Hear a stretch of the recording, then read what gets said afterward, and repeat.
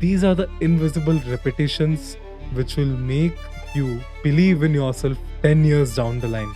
And trust me, people are not really lazy at all. But I implemented a system in place. Your system will change your life completely. Fiction. Now, this will sound like a guru advice, which I don't want to give. I never mentioned even a single time to my audience I should feel disgust towards myself. Arey, what I was thinking, man. All right, people. I have turned 20 years old today. I'm in my 20s now, and it is a bit silent, you could say. I thought it would be more dramatic, or there'll be wishes pouring in, or something like that. But it's great that it is silent. And I would feel even more certain about it. Oh, I have turned 20. Oh my god, my life is going to change. No, no, that is not what is happening with me. So I have done the public speaking challenge. 50 days are completed. There are a few reflections from that. And I've completed 1 year in podcasting as well. In 1 year, I have released 10 episodes, and all 10 I wouldn't say were banger, but I have improved in every single one of them. You could check that out for yourself. And during podcasting, I realized one thing, that is asking better questions is far, far more important than thinking in the perspective of guest whether they hang the right answer or not. And that happens in the life as well. In life, I'm not seeking answers now. I'm just asking better questions so that the answers come up for me directly, right?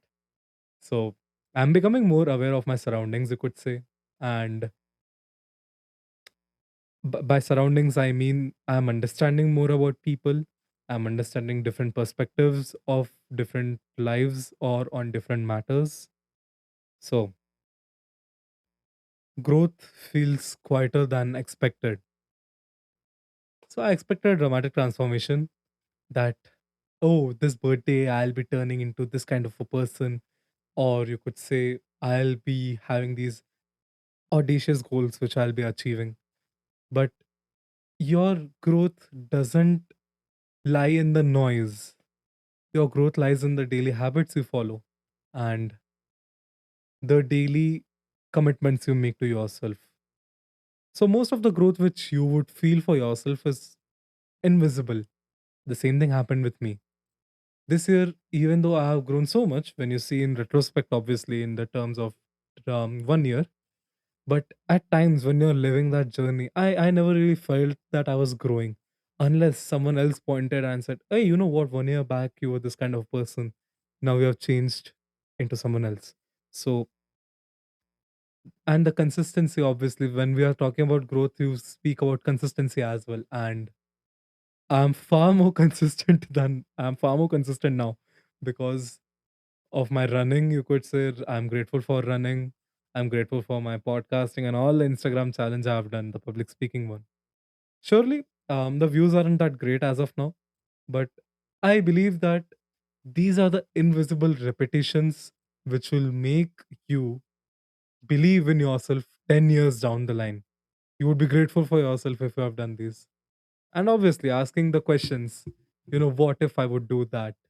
So, converting that what if into a daily energy, it takes time. It is quite a harsh process, but again, that's how it is supposed to be. So, your identity, when you're trying to do something, it changes very slowly. At first, I never believed myself to have completed the public speaking challenge of 50 days. I just believed in the idea that I wanted to see the day 50. That's it, nothing more than that. And that pushed me to record every single day. So now I don't associate myself with the identity of a public speaker, but even though I don't associate, I have the habits ingrained in me. I'm more comfortable in speaking in front of camera. Trust me, see my first podcast and you would see the intro. It is so trash. And the way I'm speaking now, it is very different. The identity change takes time. And another thing I wanted to address with this particular segment was, with growth, we always tend to compare ourselves with other people.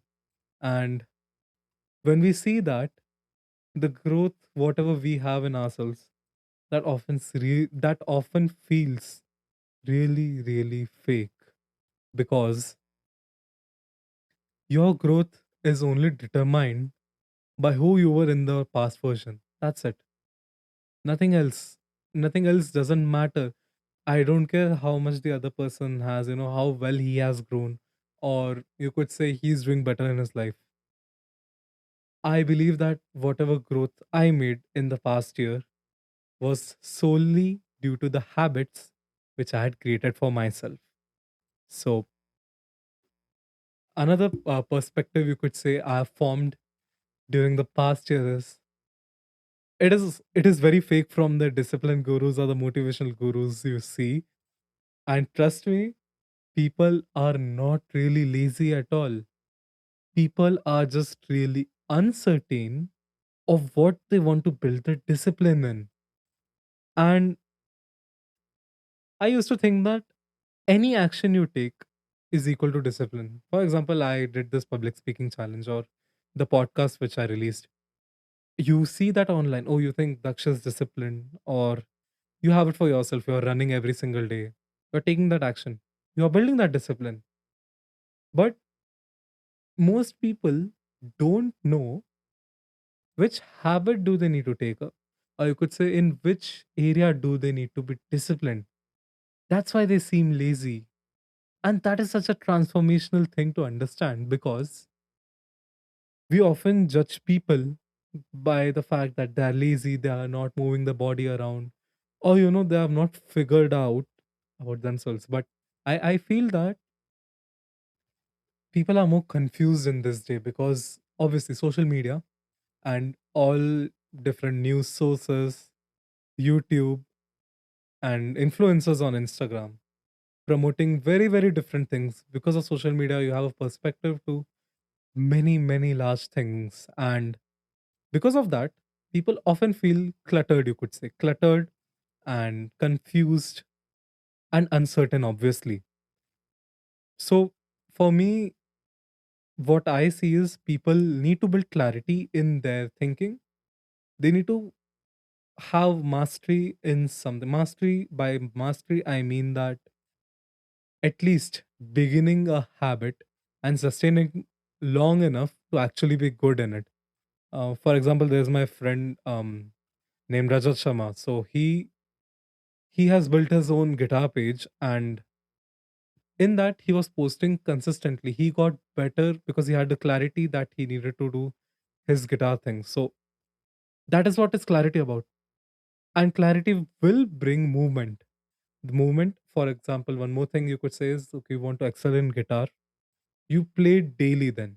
So that is how you build your growth there, and you will not be lazy. So now, what I feel is people, as I said earlier, they are not lazy, and I don't see them with the eye of a judgment. I see them with the eye of empathy, because I have been there once, and it isn't just the last year that I have changed a lot, but I would say I wasn't this kind of a person 2 years back or 3 years back, the moment I joined engineering. So, continuing this, when a person takes action, their confidence also increases. And this is the another realization which I had over the year is confidence comes after repetition. It does not come by watching your videos of someone else, or it doesn't come by watching someone else do it. To build confidence, you need to do the action yourself. And I used to believe that confidence used to be first. The first thought is you need to have confidence, then you will be able to have the repetition, or you will be able to have the discipline within you. I was completely wrong. In fact, now I believe that the more times of repetition you do, the better your confidence gets. Because you're out there living the discomfort of taking action. And what I had observed from my podcast as well, the 10 different guests I have bought on mine, every single one of them had the same uncertainty. with their confidence. They did not know whether they would be able to sustain it for a long enough time to build in their careers or build a runner streak. But they took the action, and after taking the action, confidence started building. And confidence doesn't always guarantee you that you will be disciplined in your life throughout, or 100% of the times you will be achieving those things properly. And that is not what confidence guarantees, because even though you repeat many times the same thing, the same action, there is 100% chance that there is a scope of improvement every single time.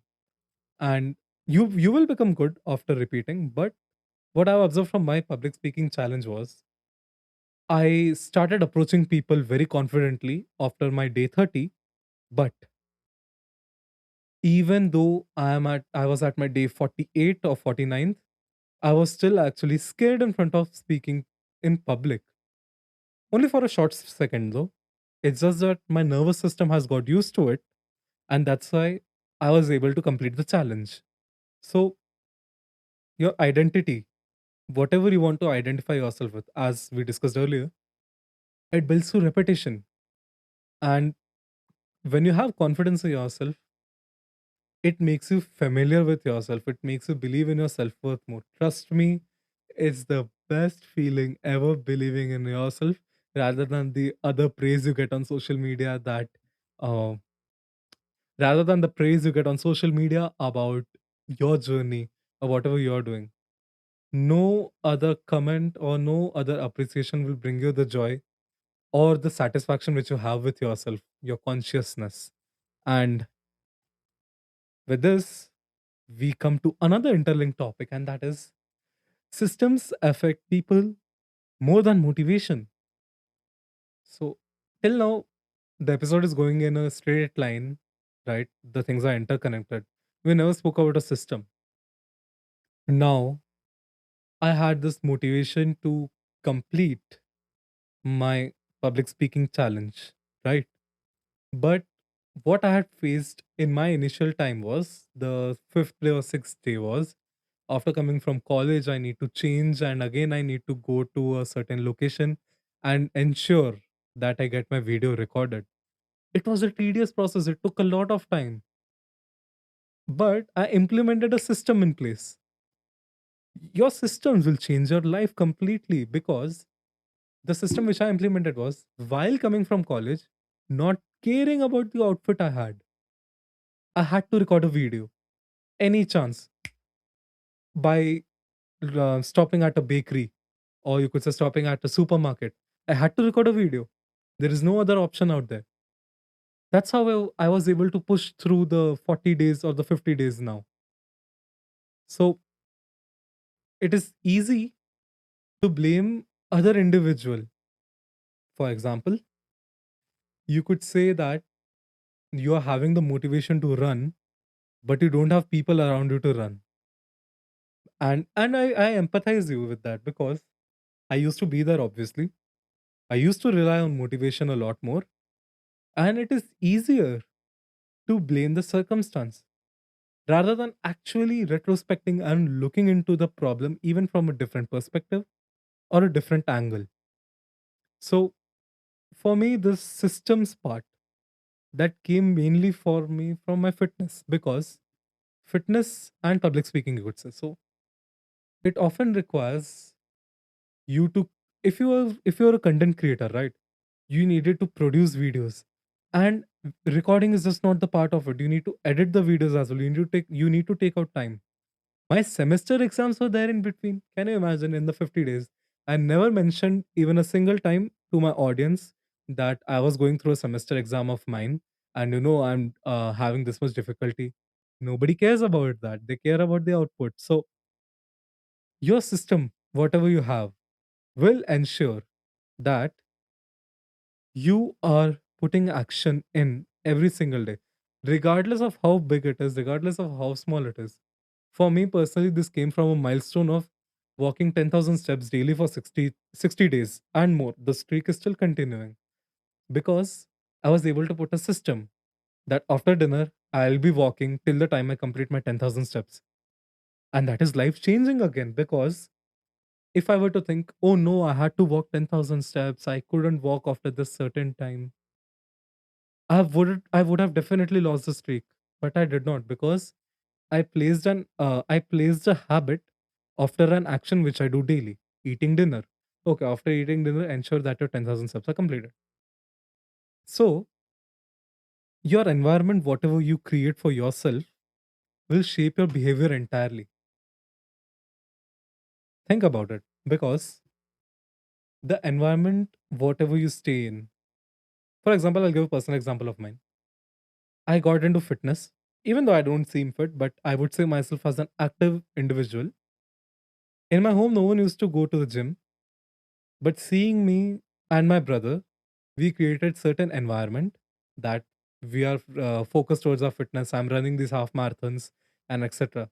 My parents got motivated by that, and even they joined into fitness.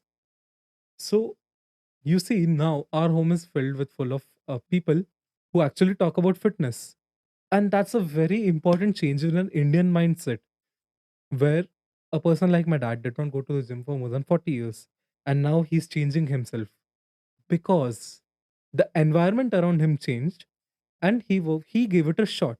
Okay, the environment around me is speaking about this, so let me try this. And he certainly started enjoying it. So, and it is hard to actually separate what is laziness from exhaustion, because continuing on the same example, I when I started running, right, ran my first. You have the adrenaline rush of doing the habit because you're motivated.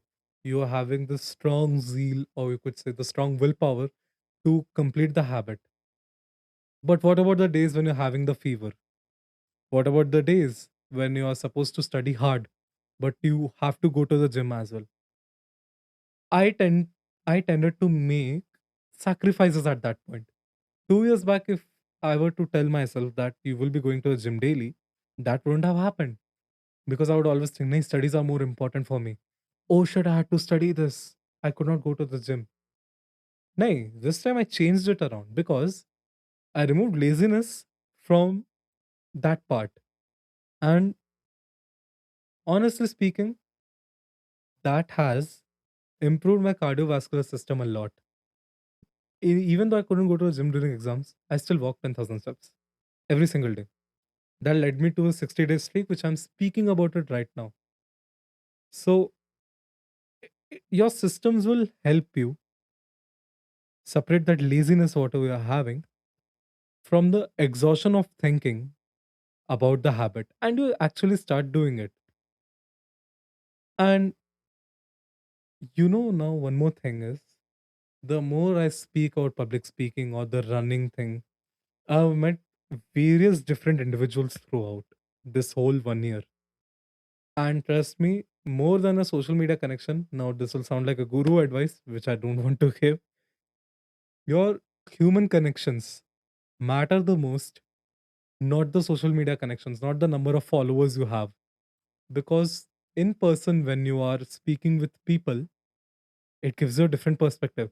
It makes you know about life even more. It makes you think about different things.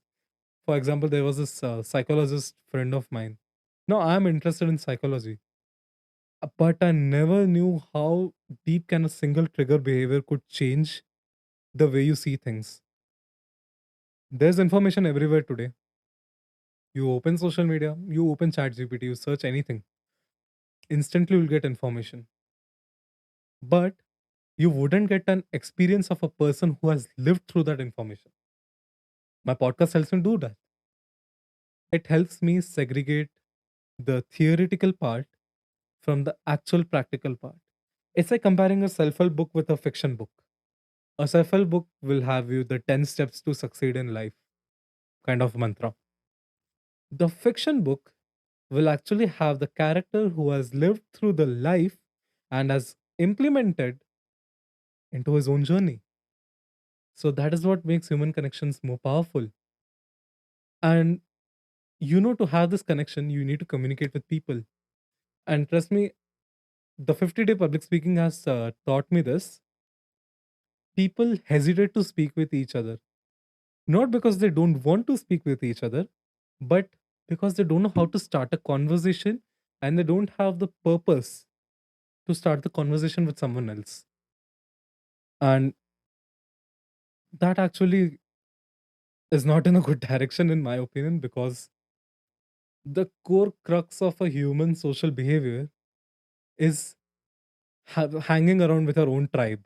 Or you could say it is, mm, or you could say it is an inherent animal behavior to stay with your people. And to find your own people, you need to communicate, you need to stay with them, you need to observe. There are many things. And in today's date, your presence in a full room of people matters a lot more, because everyone has this own social persona which they're having. They're living great lives, or they have been to these vacations and etc. But if they're timid inside a room, not having conversations with people, or you could say not good at their craft, even that is also a presence which you can maintain. That will not make them visible in front of other people. So, with that presence, people will understand even more that how you make them feel. Obviously, the term aura is used a lot more, but honestly speaking, the more kind you are, or the more understanding or active listener kind of person you are in front of the other person, the person will remember that what you have made them feel. That is more lasting than the impact you give them with the followers, with the comments, with all the praises you give.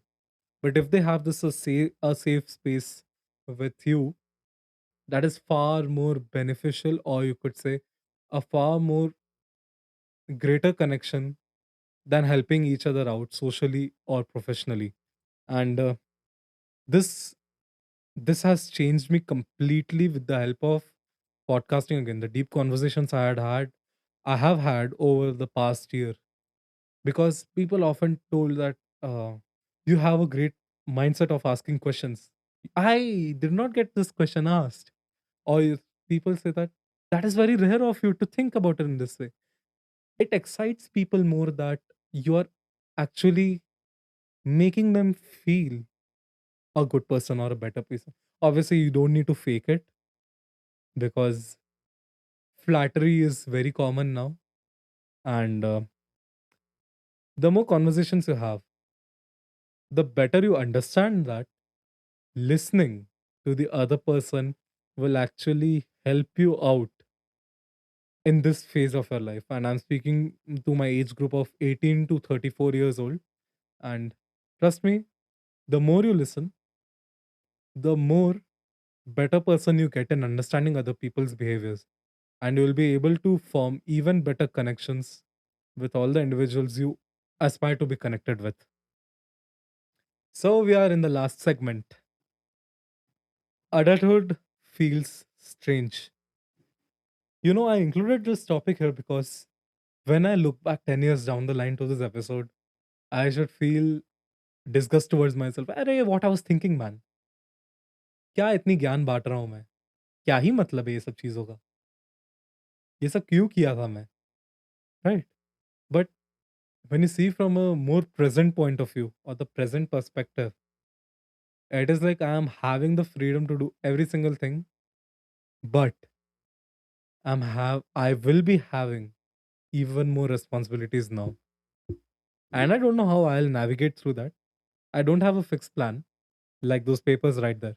I don't have a plan there. I don't have a plan on how to manage that freedom and responsibility together. But trust me, the journey is going to be amazing, because I have belief in myself. I have belief in myself. And most of the people, when you see everyone from the outside, they look absolutely fine. They're living their life. They're having this sort of a grand life which they had aspired to be. They have arrived at La La Land. But it's not true at all. People are figuring out things on their own without asking anyone else. Silently. Think about it.